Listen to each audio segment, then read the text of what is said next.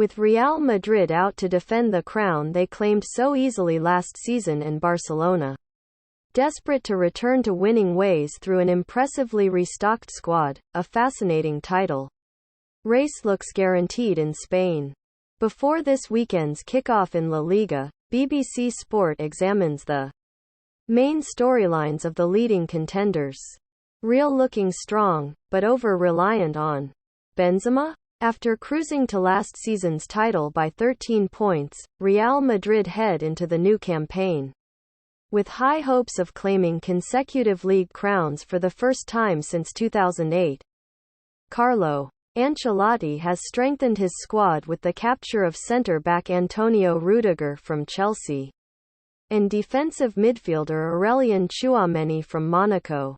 And although Ancelotti has historically leaned towards fielding his favoured starting 11 more often than not, those new arrivals, along with Eduardo Camavinga, Fede Valverde and Rodrigo, should receive plenty of playing time in a season where squad rotation will be more important than ever considering the interruption of the World Cup. An exception, however, is Karim Benzema. Real's unexpected failure to land Kylian Mbappé means Benzema is the squad's only centre-forward. Luka Jovic has departed to Fiorentina and Ancelotti has never trusted Mariano Diaz. And the heavy goal-scoring reliance on a player who turns 35 in December is the biggest question mark over Real's title ambitions.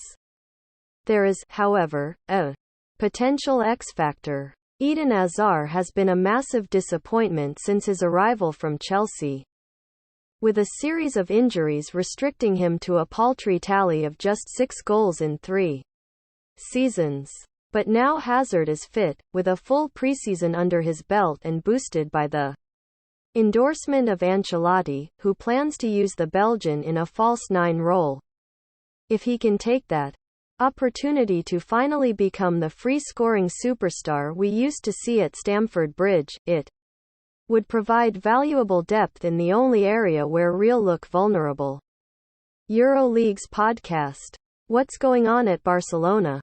Big spending Barca back in business?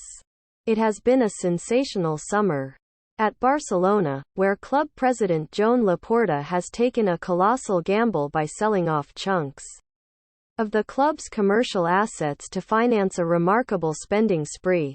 The arrival of Jules Koundé, Andreas Christensen, Franck Kessie, Rafinha and Robert Lewandowski, with Marcos Alonso and Bernardo Silva possibly still to come, plus the re-signing of Ousmane Dembélé, means boss Xavi's request for 2 top-class players in every position has been granted to a greater extent than he could have realistically expected.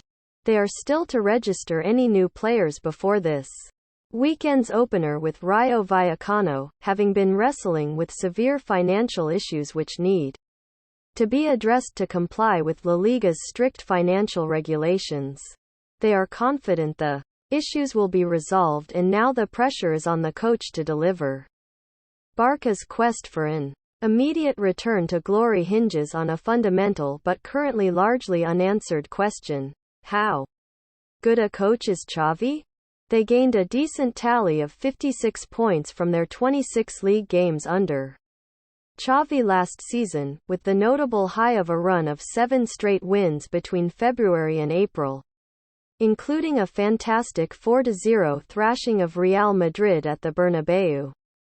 But there were also some poor performances, home losses to Cadiz and Rayo Vallecano, and a calamitous Europa League exit to Eintracht Frankfurt, and Xavi's immediate task is to cut out those inconsistencies which would derail their title challenge.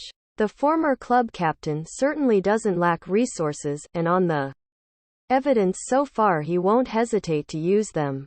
Although Xavi's base formation is 4-3-3, he also occasionally opts for a 3-man backline, and the versatility of an attack-containing Lewandowski, Dembélé, Rafinha, Ansu Fati, Ferran Torres and Pierre-Emerick Aubameyang, most of whom can play in multiple positions, is arguably unrivaled anywhere. This team should definitely deliver plenty of goals, but can they stop them at the other end? Vulnerability against rapid counter-attacks has been Barca's weak point for years, but Xavi will hope the pace of Koundé and Ronald Araujo allows his team to play high up the pitch without being excessively exposed on the break. Barcelona yet to register new signings. Can João Felix inspire Atletico? A two-horse race? Maybe not, because Atletico Madrid shouldn't be ruled out.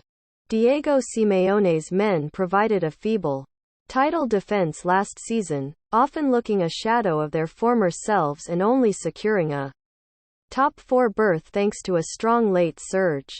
But there have been encouraging signs for the forthcoming campaign. The arrival of impressive Nahuel Molina from Udinese should fill the Kieran Trippier-shaped hole at right back, while vastly experienced Belgium international Axel Witsel will add calm authority in the center of the field.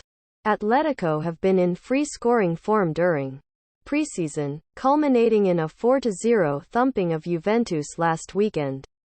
João Felix has been particularly eye-catching, suggesting the gifted Portuguese forward is ready to finally fulfill his undoubted talent on a consistent basis.